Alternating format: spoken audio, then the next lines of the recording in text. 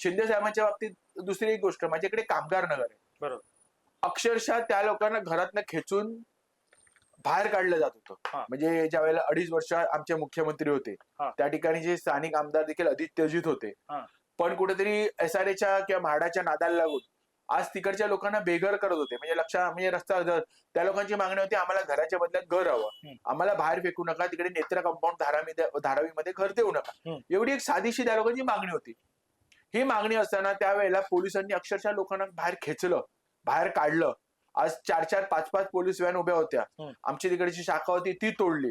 या सर्व गोष्टी त्या ठिकाणी त्यावेळेला सरकारनी, आमचे सरकार असून देखील त्यावेळेला केली. पण नंतर ज्यावेळेला सत्ता परिवर्तन झालं, शिंदे साहेब मुख्यमंत्री झाले, त्या परिसराला त्यांनी स्वतः येऊन भेट दिली.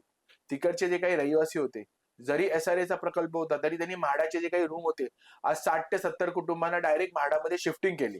आज अक्षरशः लोक त्यावेळेला रडत होती की आम्हाला एक मुख्यमंत्री असे होते की खेचून बाहेर काढवतात आणि दुसरा मुख्यमंत्री आम्हाला डायरेक्ट घर देतो.